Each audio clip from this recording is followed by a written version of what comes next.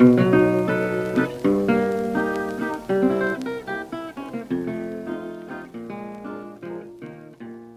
everybody, welcome to another episode of the Food History Happy Hour. I'm Sarah Wasberg Johnson, your host, also known as the Food Historian. And tonight we're going to talk about pumpkins, pumpkin spice, and I'll be making the Port Wine Negus. So if anybody is on and wants to say hello in the comments, please do so. It's going to be a pretty fun night. I think we're going to do a little myth busting about pumpkins and pumpkin spice. Pumpkin spice is much maligned. I feel very unfairly. So that's going to be our topic for this evening. So we'll just give it a minute, wait for people to show up. If you're here, you can say hi in the comments. And if you're wondering, yes, I did chop off a lot of my hair. It's kind of doing its own thing now, but I'm letting it. Hi, Carla. So I will warn you tonight that tonight's cocktail required some advanced preparation, so you're not going to get to see too much of the actual creation on camera, but I will describe it. So I think I'm going to go ahead and get started. So tonight's cocktail is the Port Wine Negus, which I got from Jerry Thomas's 1862 Bartender's Guide, but which I think predates it quite a bit. So Port Wine Negus is basically port. I used ruby port. A lot of recipes call for tawny port, but ruby port is what I use. So I use this nice, very nice Brotherhood winery ruby port. And I don't know if you can tell, but I used kind of a lot of it to make this recipe because I made the full recipe. So it calls for port, lemon juice. I didn't have a whole lemon because I forgot to get one. But so I used 4 tablespoons of bottled lemon juice. But the recipe calls for, and this is very interesting, rubbing loaf sugar on the rind of the lemon to extract all of the lemon oil, and then using the juice of the lemon. And so it's about a pint of port to a quart of boiling water, the juice of 1 lemon, and about a half a cup or quarter pound of granulated white sugar.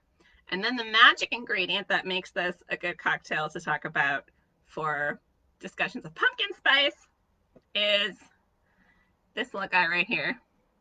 This is my half of a grated nutmeg, right? Whole nutmeg grated. Smells delicious. Used a microplane grater for it. And then I did find a couple of recipes that also called for either cinnamon or cloves, and I thought cloves would be nice, so I have some whole cloves, so I put 4 cloves in there. And to be very Victorian and British, which is what Port Wine Negus really is, I have over here, because the instructions said to pour boiling water over the port wine and the sugar and the lemon juice and the spices and cover it. So I have this really cute little towel that my friend embroidered for me. Cover it with a towel and let it sit, and by the time it's cooled down enough to drink, it should be ready. So I have my cute little teapot here, and it's still pretty hot, but it's a cold night, so I'm gonna try it. So this is not tea. This is Port Wine Negus from 1862. So it's port wine and hot water and sugar and lemon juice and spices. So it smells very port winey. Hi, Liz. Thank you for the compliment on my hair. So it smells like a very port winey. Let's taste it. Oh, wow. That is really sweet. Really sweet. But really good. I mean, like, I like sweet drinks, and this is like syrupy sweet. If I made it again, I would not put a quarter cup of sugar in there, and I will probably with the leftovers, because you can also store the leftovers, like I would refrigerate it probably, but you maybe wouldn't have to if it's port and sugar and water. But there's a recipe for Port Wine Negus, like a Negus soda, where you mix the cold Port Wine Negus with soda water, which I think would probably be better, but this is pretty good. I can see why some of the research I did about Port Wine Negus talked about it being a children's drink, which is kind of shocking today to think about, you know, kids drinking wine. But it's not very alcoholic. You're cutting it almost 2 to 1 with water, and it is very sweet. So I could see why they would consider this a children's party drink later in the Victorian period. Other sources say it's more like an after dinner drink and a little bit milder. So I think it's good. You can't really taste too much of the spices or the lemon juice, to be honest with you. But the port wine is excellent. So that probably helps if you have good port to start with. So if you're just joining us, I made the Port Wine Negus from 1862, which is port wine, hot water, sugar, lemon, and nutmeg. And I put a little bit of cloves in it too because I saw that in another recipe. In fact, I could use a little more nutmeg. So I'm going to use my trusty microplane grater and my half nutmeg and put a little bit of fresh nutmeg on top. So part of the reason why I thought this drink was appropriate to talk about in an episode on pumpkins and pumpkin spice is that nutmeg is one of the primary ingredients in pumpkin pie spice and has historically been used a lot in pumpkin dishes and squash dishes and also white sauces. So it's kind of a multi-purpose spice in early America. But I thought that a little spiced mulled, not quite mulled wine, but pretty close, would be appropriate for tonight. If you are a Patreon patron, or if you become one, you may have also noticed I did a little post about the history of spiced beer, because when I first announced that I was going to talk about pumpkins and pumpkin spice, someone commented, I've seen some comments, sort of like dismissive comments about the ridiculousness of pumpkin spice beer, right? But actually spiced beer is super old. Like as soon as we got spices in Europe, which for some of them was quite early, which I will go into, people were putting them in beverages. And interestingly, in the colonial period in the United States, we were trying to make alcohol out of pretty much everything, and pumpkins were quite plentiful. So people did make beer out of pumpkins. Whether or not they also put spices in it is probably fairly debatable. But yeah, just a little myth busting that pumpkin spice and pumpkin beer, although they may appear to be more recent because they did kind of see a resurgence in the 1980s with craft brewing, actually predate most other types of beer in the United States. So, alrighty. So before we get started talking about pumpkins and pumpkin spice, does anybody have any questions they want me to pose me so I can make sure that I cover it? Or you can also chime in and tell me what you guys are drinking at home. It is better with a little more nutmeg in it. It didn't say how much nutmeg to put in it in the recipe. Let me just double check it here. Yeah, it just says grated nutmeg to taste. So maybe I should have put more in. Anyway, all right. So let's get started talking about pumpkins. So as with most foods traditionally associated with America, pumpkins are indigenous to North America. And they are extremely old. They are as old or possibly older than corn.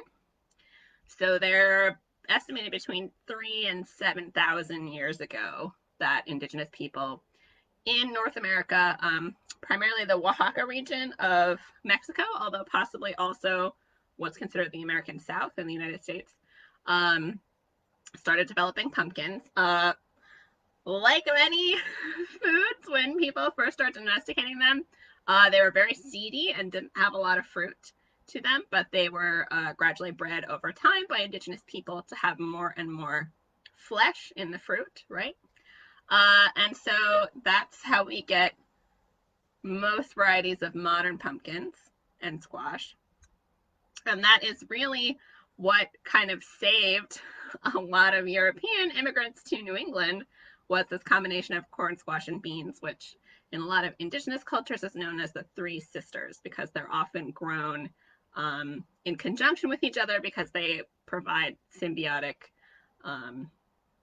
they play symbiotic roles together. So the corn provides the structure for pole beans, and the beans also fix nitrogen in the soil.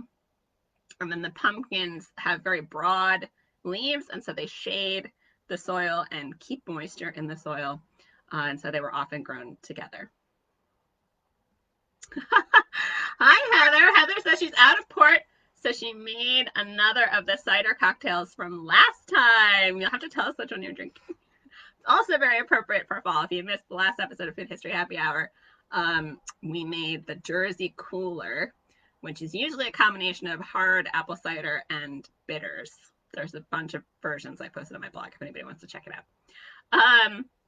So pumpkins have a long history in North America, and they didn't really take off in most of Europe for a variety of reasons, but primarily because most varieties of pumpkins tend to need a fair amount of hot weather in the summer. Like, they like hot weather, and Northern Europe just doesn't get warm enough in the summertime. Southern Europe, particularly Italy, does adopt a number of varieties of pumpkin and squash, but not so much with the rest of Europe. In North America, however, pumpkin becomes a pretty important staple crop for most of the 18th and 19th century. Winter squash, in particular, have very hard rinds, so they store very well for a long time, as long as they don't freeze. And if it's not too hot and humid, they will keep pretty much until spring if you store them properly. And they can feed a lot of people. If you've ever gotten a pumpkin or a large squash, like a butternut squash, like, you kind of have to be careful how big a one you buy, because you might find that there's a lot more squash than you realize in there. So a lot of early pumpkin recipes, if you look at like the turn of the 19th century, when they were starting to publish cookbooks, most pumpkin recipes call for the pumpkin to be peeled and cut up and stewed. And that's how most pumpkin was cooked. It was cooked primarily as a vegetable, but versions of pumpkin pie were fairly early. There's a version that involves filling a pumpkin with milk and spices and maybe sugar or honey or other sweeteners, and then you bake it kind of on the hearth. And that's kind of how we get pumpkin pie. So then when it's ready, you take the top off, and it's full of steamed pumpkin with this kind of like milky sauce. The pumpkin has absorbed a lot of the milk, and you scoop out parts of the pumpkin with a spoon and serve it that way. A lot of early recipes call for way less sugar and spice than we consume today, in part because, particularly in very early colonial America, those ingredients were quite expensive, and it's not until the 19th century that they really become much more widely available and much less expensive. And a lot of that has to do with, like, colonialism and slavery, which we'll talk about in a second. But then, of course, most Americans associate pumpkin pie with Thanksgiving, right? It's like this New England tradition. There are a lot of New England traditions and really early American traditions of making anything into a pie, which we've talked about before. A lot of that has to do with the fact that pie is much easier to cook on an open hearth. You do not need a bake oven to make pie. You can cook it in a Dutch oven. And it's much quicker and easier to make than cakes or steamed puddings or other desserts like that. So you do see pumpkin pie and similar apple pie, similar things adopted quite early. As to why it's associated so closely with Thanksgiving and not like the rest of fall, not super clear, but definitely in the late 19th century, there was a campaign to kind of identify what was considered American food and New England food, and kind of the apocryphal story of the Pilgrims and the Indians and stuff was sort of spread as, you know, like that's the first America, so we're going to celebrate that and celebrate those foodways, kind of forgetting that there was other settlement, European settlement in other parts of the country, and also kind of glossing over the fact that a lot of those ingredients came from and were developed by indigenous people who were kind of massacred by the Pilgrims. Like, it's not all happy-go-lucky stories with the first Thanksgiving. And there's the reason why a lot of indigenous people refuse to celebrate it, because to them it represents genocide and erasure, which is a pretty fair assessment of what Thanksgiving does represent for a lot of people who are not white, and particularly not New Englanders. So that's what pumpkin pie has come to mean in the United States. It's been very largely associated with Thanksgiving, although there are people who eat it other times of year, and I think pumpkin became a lot more accessible to Americans when we started to get canned pumpkin. And fun little fact, most canned pumpkin is not actually made from what we consider pumpkins. It's primarily butternut squash.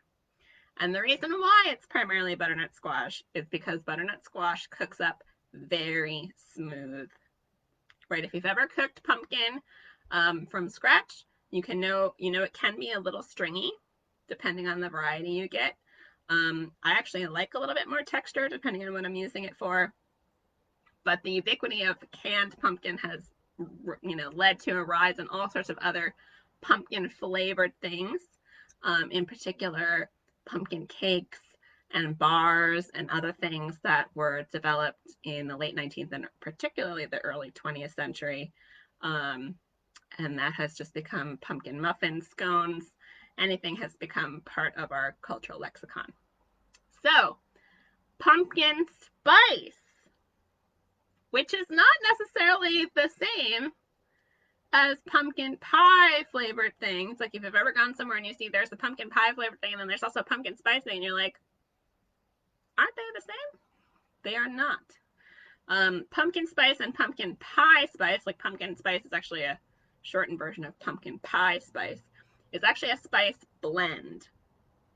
It's a particular blend of sweet spices, usually including cinnamon and nutmeg, and allspice, I believe. Let me look it up because I was confusing my spice blends earlier, because there's also an apple pie spice blend. Okay, so it's usually nutmeg, cinnamon, ginger, and cloves, right? So often when you see things that are pumpkin spice flavored, it doesn't actually mean that there's any pumpkin in it. It just means it's flavored with those spices, right? And there is a tendency, one of the reasons why I decided to do this topic was because A, it's October, so of course we have to talk about pumpkins. And B, because I've seen some stuff going around the internet, sort of just defending the pumpkin spice latte and the love of pumpkin spice, and like, why are we judging people for that? Which I wholeheartedly agree with. Like, let people like the stuff they want to like. If they want to like cupcakes, who cares if it's popular and you think they're jumping on a bandwagon? Stop being mean hipsters and let people like what they want to like. So pumpkin spice, I feel very strongly, if people want to celebrate pumpkin spice and drink pumpkin spice lattes from now until January, who cares? If they think they're delicious, that's fine. Let them have it. You don't have to mock people for their food choices. But here's the thing about pumpkin spice. It's super old. It's super old. Oh, Neil, you don't like, I mean, listen, it's definitely, depending on what it's produced with. Like I saw pumpkin spice Cheerios or Chex or some kind of breakfast cereal the other day, and I was like, unnecessary. Like there is such a thing for sure as taking it too far. But pumpkin spice itself, particularly cinnamon, is extremely old. Like the use of cinnamon in Europe dates back to Egyptian times, but it comes from Ceylon, which is also known as Sri Lanka. Heather says she has a feral kitten she just named Pumpkin Spice Latte. That's amazing. And yes, Neil, Libby's brand of canned pumpkin is like the #1 brand. And actually, I went into the store the other day, and it's very difficult to find, right? I got an organic store brand of canned pumpkin, which was perfectly fine. But Libby's is hard. People have asked me, what do I do for my pumpkin pie recipe? And I'm like, we'll just use whatever's on the Libby's can. Don't fix what's not broken, right? Although Neil also makes a point. He says pumpkin spice macaroni and cheese is way too far, which I agree with, but there are a lot of 18th century recipes and 19th century recipes calling for nutmeg in cream-based pasta dishes and other cream sauce-based dishes, which I'm not a fan of. We're like nutmeg and spinach. Not a fan. Neil, how come you know so much about Libby's canned pumpkin? All right, apparently Libby's specifically is the tan skin Dickinson squash. Yes, okay, thank you, Neil. I was talking earlier, you just came in, you missed it. I was talking about how the majority of canned pumpkin in the United States is largely butternut squash, but apparently Libby's is a very specific variety called Dickinson squash. Anyway, so pumpkin spice, as I said, is a very old collection of spices. And I didn't bring it up here, but if you guys saw me on Instagram, my first Instagram story, I was very excited I figured that out. I've been reading a very engaging book called Nathaniel's Nutmeg, which is all about basically the British entry into the spice trade. Oh, aha, Neil's writing an article. You have to share that article when it's done, Neil. So nutmeg, like spices, as I said, in Europe dated back quite early. Cinnamon dates back to the Egyptian period from Ceylon, brought along like the spice route, right, by traders, primarily Muslim Arab traders. And for about 400 years, until the 16th century, Venice controlled the spice trade through Constantinople, originally known as Byzantium and today known as Istanbul. So they controlled the spice trade, and that's part of why Venice became so wealthy and started like the Renaissance arts and all these things. But it's really, so we had cinnamon very early on. Nutmeg is native to the Spice Islands. That was also being traded fairly early on. Mace is a derivative of nutmeg. And then also black pepper is another very early spice, right? Allspice comes a little bit later because that's from Central America. So that doesn't come until the 17th century. But really, the Spice Islands, clove is the other one, from Indonesia. So the Spice Islands are a series of islands in Southeast Asia where their trees, just their regular indigenous trees that grow there, are quite fragrant, right? And so the parts of these trees are used for spices. So cinnamon, that's the bark. With clove, it's the flower bud. And actually, if you've ever looked at cloves, I'm going to pop one out right now. You can see, if I can find one with like an end on it, they sort of look like a little bud, right, from a flower, because that's what they are. And the nutmeg is the nut, right, of the tree. Looks like this little round nut. And mace is like the outer covering of this little nut, right? And allspice is a dairy, and so is black pepper. So all of these naturally occurring things become very valuable for indigenous people in those regions.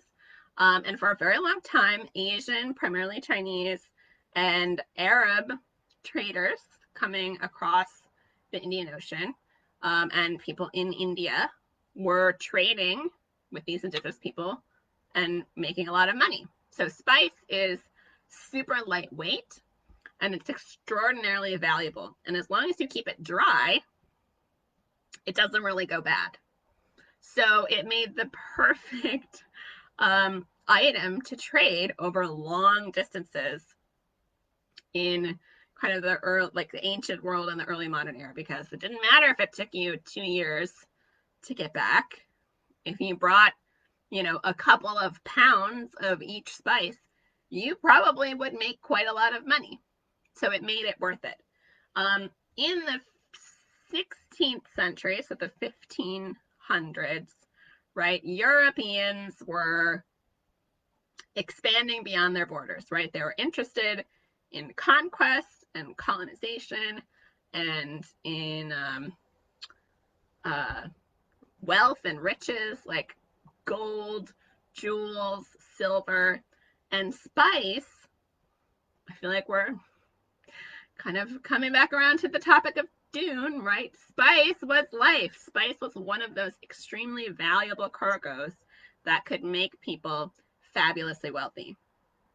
So for a long time, Venice controlled the spice trade until the Portuguese figured out how to sail around the Horn of Africa and across the Indian Ocean to get to the Spice Islands. And they kind of had a monopoly on that trade for a very long time. The Dutch started to get involved in the 16th century, and the British started to get involved in the 16th century. And most exploration from that time period was focused on finding the northeast or northwest passage. Because why did we want that? We wanted a shortcut to Asia, primarily the Spice Islands, but also other things in Asia, but primarily the Spice Islands, so we could all be fabulously wealthy, right? Wanted a shortcut so that they could bypass Portuguese control of South Africa, right? And so that's what they did. Ferdinand Magellan started, first person to circumnavigate the globe, although he didn't actually make it all the way home. He was killed. So once other European nations got around South America to the Spice Islands, there was a lot of violence, right? There was a lot of violence from Europeans to wrest control of these Spice Islands, not only from kind of taking over the trade that had been happening for hundreds of years, primarily with Arab Muslim traders, but also really like literally taking control of the land itself. There was a number of incidences that are outlined in Nathaniel's Nutmeg, so if anybody wants to read it, I recommend it. Particularly of Dutch merchants basically just massacring people. Hold on, excuse me. Chad, you're loud.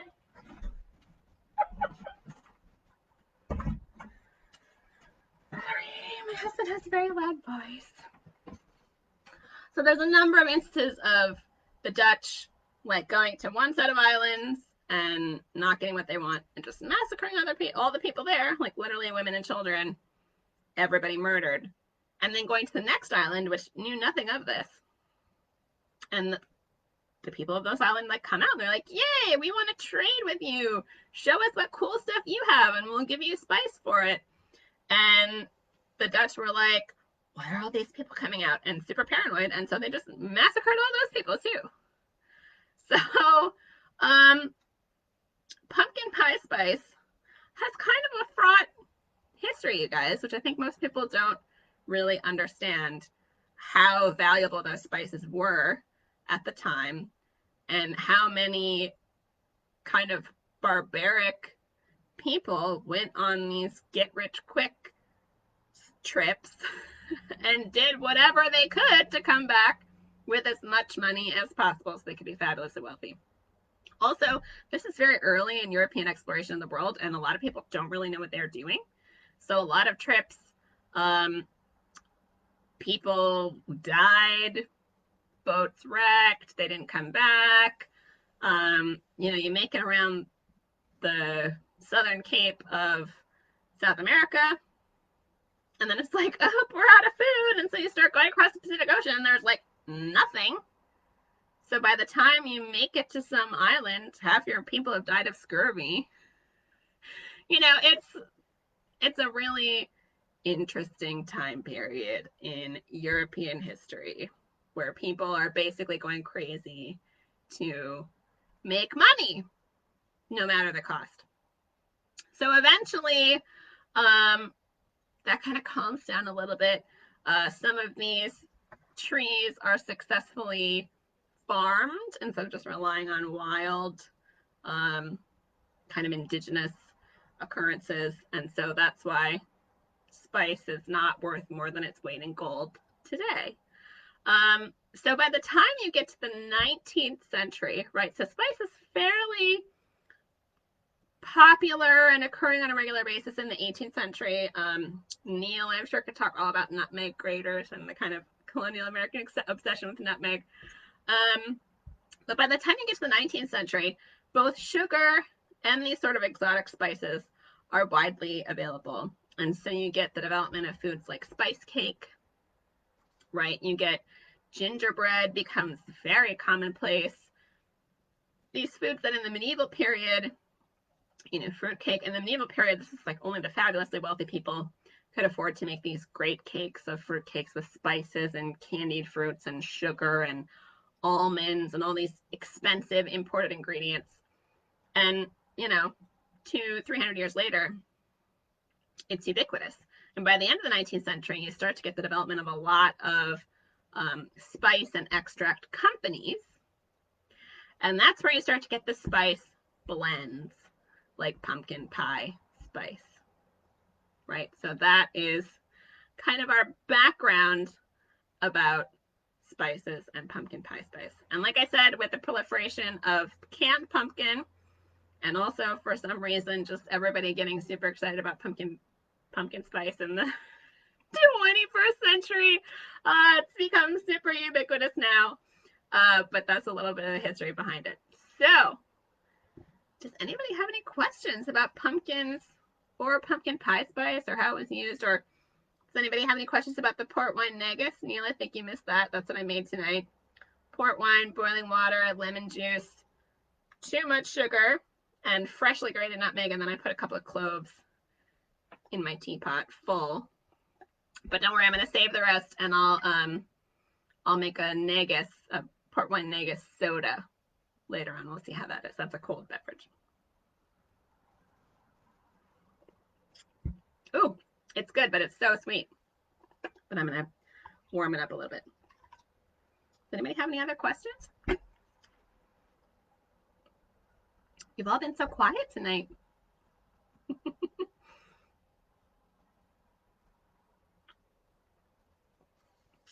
You'll have to tell me your recipe for negus, Neil.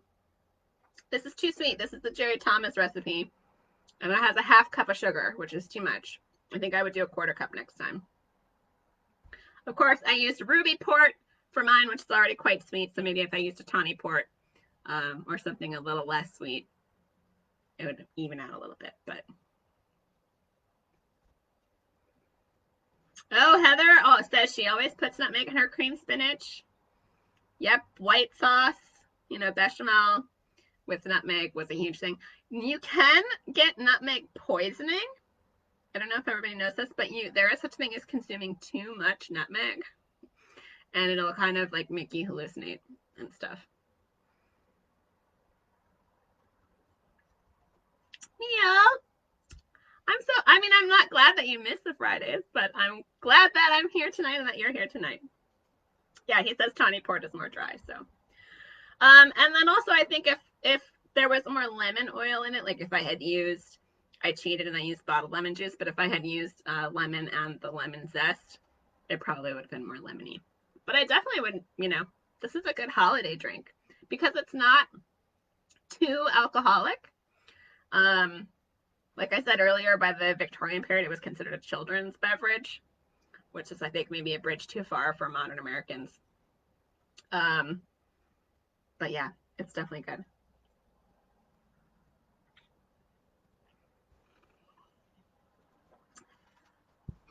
So Neil says nutmeg poisoning has similar properties to opiates. And Heather says Now I know nutmeg poisoning is how I want to go. Wait until maybe you're like ready to go before you try it. But yeah, definitely there's stories from, you know, the 15th and 16th century of people who are like, he brought home all this nutmeg and then he started running around without any clothes off in winter and then he died. Probably ate too much nutmeg. So I didn't really talk about this, but one of the other reasons why spices were very popular throughout kind of early modern Europe is that they disguised the taste of meat that had gone bad. Nutmeg in particular was used to that purpose. And in fact, one of the Dutch voyages, I think they actually sent the men on the voyage with some nutmeg, which is kind of extravagant to be sending it with these sailors, but they knew it was so they could continue to eat their meat supplies even after they've already gone off. Which I'm like, is it worth it? Not really sure. But that seems to be a theme throughout, like really until the 20th century when we start to get reliable refrigeration. Like if anybody watched The Food That Built America, supposedly that's how Heinz invented ketchup. Because early ketchup recipes were to disguise the taste of meat that had gone off or gone bad. Yeah, whenever anybody's like, oh, this is the Victorian period, I'm like, no thanks. Maybe a farm where you know where the food comes from.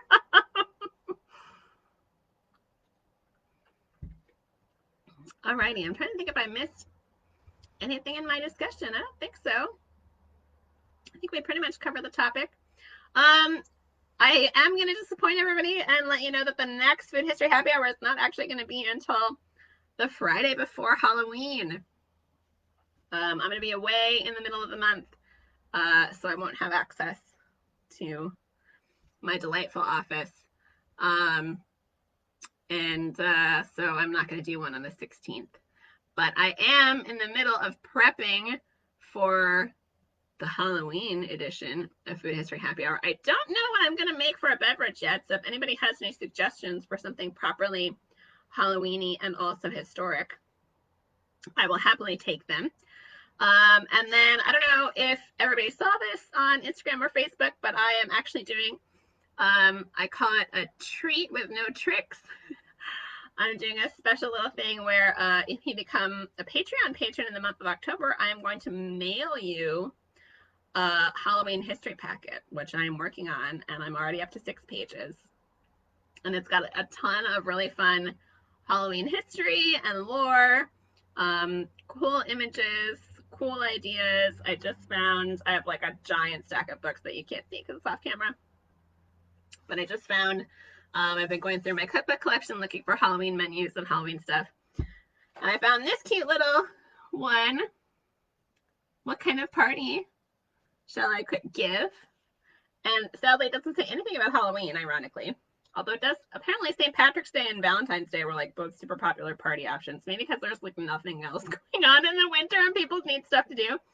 But despite the fact that this does not have any Halloween references at all, the back tells you that at parties, fortune telling is a surefire parlor trick. And it's got all these instructions on fortune telling, including palm reading and telling fortunes with playing cards. So those are going to be in the Halloween packet, which is kind of fun. Alrighty. Any other questions? This is going to be a short food history happy hour, but I guess I did all of my talking about pumpkin spice pretty quickly.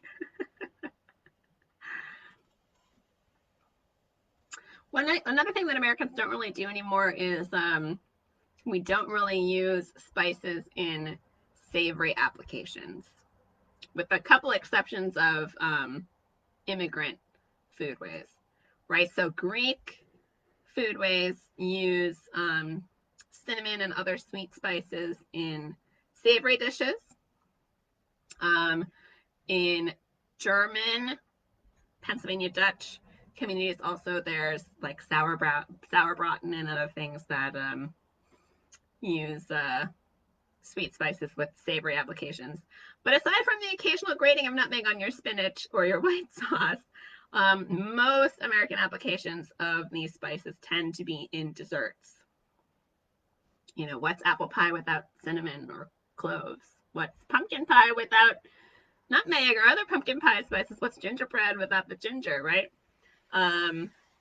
So yeah, it's become kind of this ubiquitous thing that I think people kind of associate with like boring, old-fashioned, inexpensive desserts, because by the time we get to the 20th century, that's kind of what they are, right? Gingerbread is not an expensive dessert to make, and by the time we get to the 20th century, it's like kids.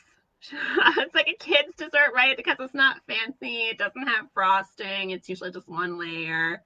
But it also tends to be pretty often associated with Halloween, which we'll get into a little bit next time. Oh, here Neil is laying some Negus history on us. So it is supposedly named after Colonel Francis Negus,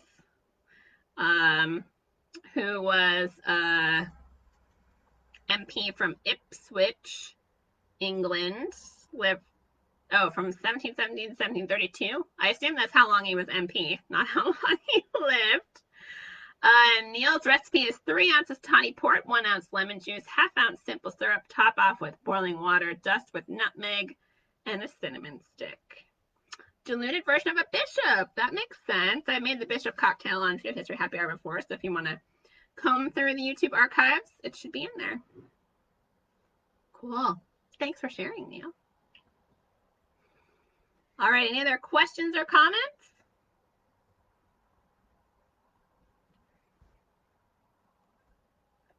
No? Maybe next time I'll keep my Negus in the fridge, and next time maybe I'll make 2 drinks. I'll make a Negus soda. We'll see how that is. And then I still have to figure out what I'm going to do for Halloween, you guys. I don't know. I don't want to do something too simple like cider, even though you see that all the time on menus. Menus are kind of boring, which is one of the things we'll be talking about.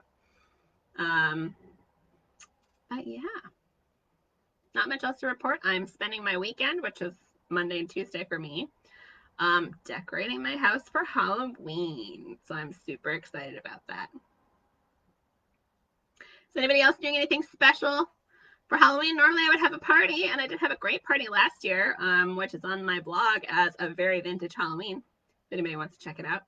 I'm not having a party this year, I don't think.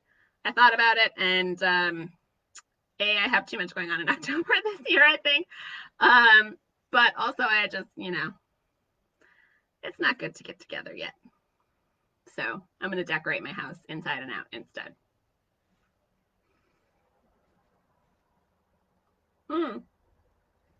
I do have a couple of new talks coming up. If anybody wants to check them out, I have one on October 20th, I believe. Yep, and that one's going to be super fun. It's called When Sugar Was Good for You, and it's a history of nutrition science in America. And then the other one coming up on November 4th is going to be, let me see, Cooking by the Book. Yep, and then on November 9th, I'm going to do another new one, although if you watched that episode of Food History Happy Hour, it's going to be pretty similar. It's Apples in America, a history. But I'm going to talk a little bit more in depth about John Chapman, also known as Johnny Appleseed, and we'll have lots of cool pictures, and it'll be fun. Neil, I should totally make a stone fence for Halloween. I'm not going to say it on the air. You can read it in the comments or look it up. I should totally do that. And I should buy spiced rum because I don't have any in my liquor cabinet. And I should. I should have that. That is a very good idea. I'm totally making that. All right. So the next Food History Happy Hour is going to be Friday, October 30th. Close to a full moon, I think. And we're going to be talking all about Halloween traditions. And I'm going to make, at Neil's recommendation, I think, a stone fence cocktail. And I'll probably also make a soda negus just because I want to try it and it'd be fun to have something a little different. So if nobody has any questions, I think that's going to be it for tonight's Food History Happy Hour. Thanks so much, everybody, for joining. Again, I'm Sarah Wasberg Johnson, your host. If you have any questions or suggestions for future topics, you can track me down on Facebook at The Food Historian, or you can visit thefoodhistorian.com and send me your suggestions through there. And hopefully we will see you next time, October 30th at 8 p.m. right here on Facebook. All right. Have a good night, everybody. Bye.